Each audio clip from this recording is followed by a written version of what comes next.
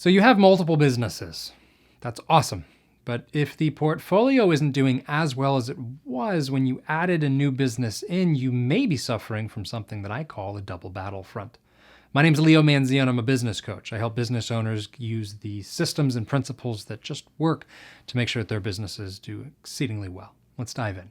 A double battlefront, and keep in mind this can be more than just two businesses, is when you have a business that's doing well and one that isn't doing as well, that are intermingled and resources are flowing between them, and neither of them is really doing as well as they could.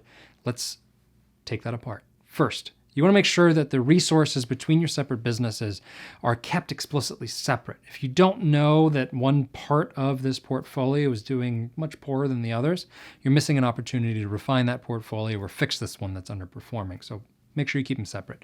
Two, if you have the more successful business investing money in the less successful business, you want to make sure that the less successful business really has a process that could eventually kickstart and make sure that the business supports itself. Remember, a business that's bootstrapped, it's kind of hard to fake because it's surviving off of the profits from its own transactions.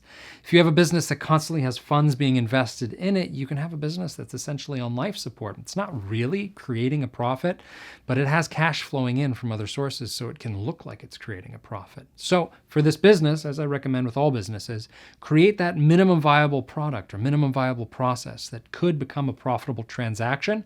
Look to the 5 parts of every business in the description below to figure out a little bit more about how you could do that.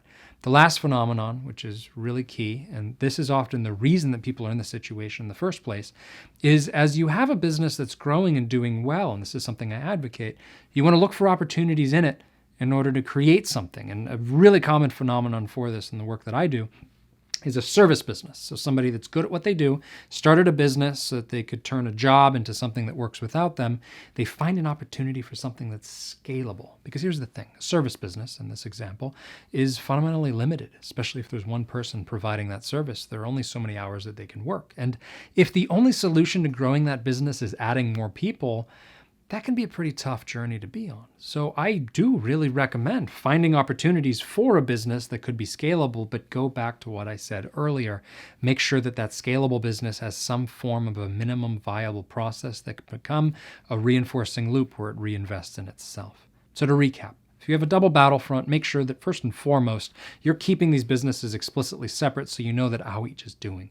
Make sure that each business, the successful business probably already has it, but the less successful business should have all 5 parts set up, and it should have a minimum viable process that allows it to reinvest in itself.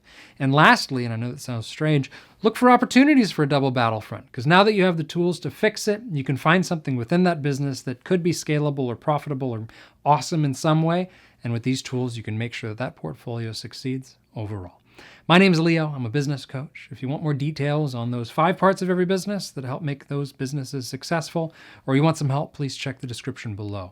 If you like these videos, please consider subscribing. I'd love to create more content for you, and I am glad that you are here.